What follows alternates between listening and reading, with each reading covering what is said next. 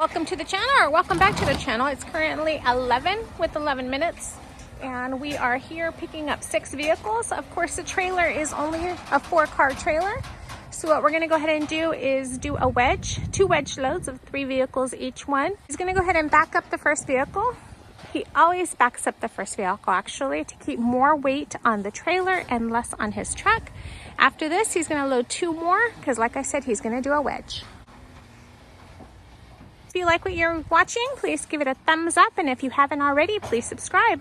Any comments that you have or questions, please put them down below and we'll be happy to answer them for you. Comes out of the vehicle, he's gonna make sure that he's lined up where he wants it to be. He tries to be in the middle of the trailer as much as possible. So while he does that, I'm gonna go ahead and bring the Mustang. He just asked me to roll up the windows, but unfortunately his fingers were in the window. So yeah, pretty funny. I already loaded the Mustang. Now he's gonna go ahead and load the SUV. This is the first load. We're gonna go ahead and head out to Tracy, drop it off, and come right back. That's right, guys. Welcome back to the channel. If you haven't subscribed, please subscribe to our channel. It helps our channel and it helps you guys get some tips from transporting cars. Okay, so give it a like and stay tuned. This is our first load and we're in disclosed area. Let's go.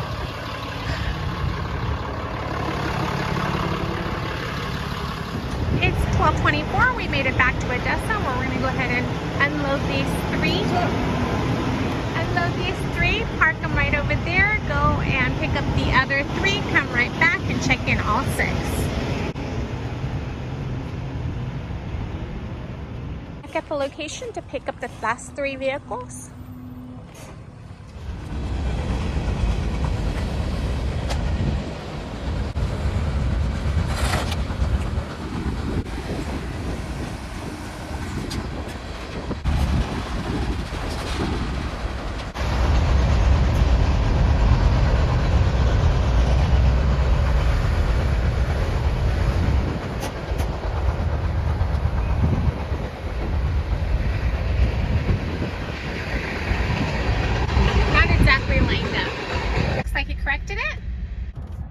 As always, he's going to go ahead and put 4 straps on the vehicle. Now it does take a little longer to put the 4 straps versus the 2 or even 3, but he always puts 4 straps every time. Not every time. Only the time when I lose one. Yeah, there has been times that he'll lose 1 or even 2. Even 2. That could be bad. On the same vehicle. Yeah. Never know, guys. That's one thing about being a self-employed. You have to plan your day, whatever comes your way. That makes sense? Yes. Now there was some loads that were either paying really low or spread out quite a bit, so it just wasn't worth it. I remember when I first started. Oh my God. It was, now I got the hang of this stuff. It's pretty easy. You can say something about when I first started.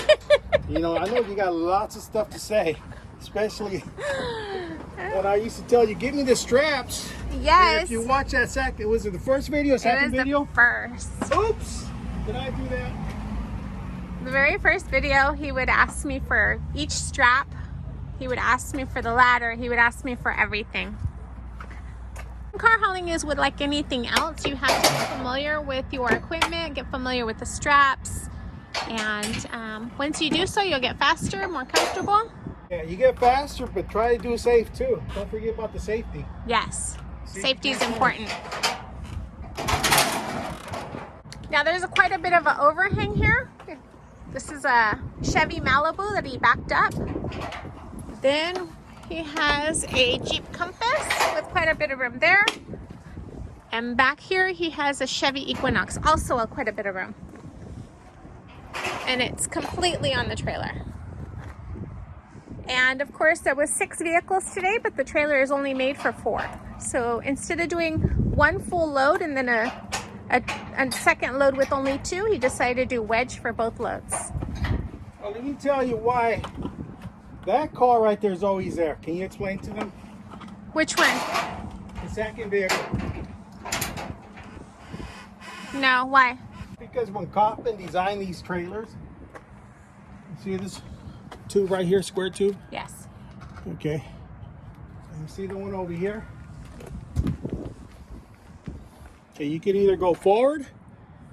This is the main reason this vehicle always goes in this little area right here. Either you center the wheel with the steel frame right here going across the trailer. But in my case, I want to leave a little gap right here. But I don't want to go too far back.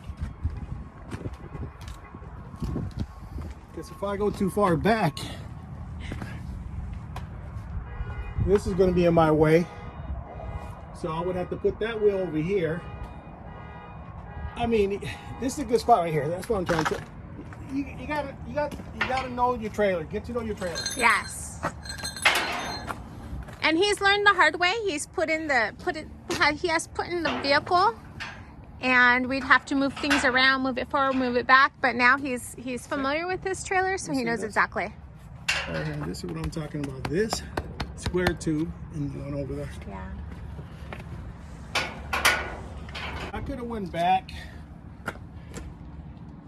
probably another foot, but if I go back, this wheel needs to be over here more. See? So I am using those hooks. Oh yeah. The ones from Home Depot. Yes. So today he is using his rings from Home Depot, his D rings.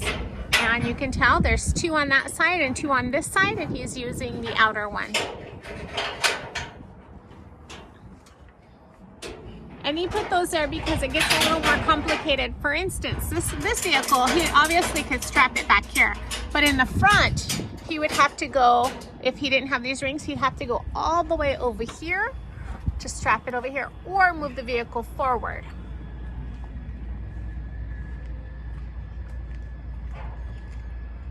And of course, he's using the D-rings that he had installed in the front of the trailer as well. The new Kaufman trailers do have 1 D-ring back here. It's 2:46. We're back at Odessa and Tracy, where he's going to go ahead and unload these 3 vehicles. Meanwhile, I'm going to go over to where we left the other 3 earlier, do delivery inspections, get those ready to get checked in. And once I do all the inspections, we'll go ahead and drive them in. Of course, we'll both drive them in, so we'll go in 3 times.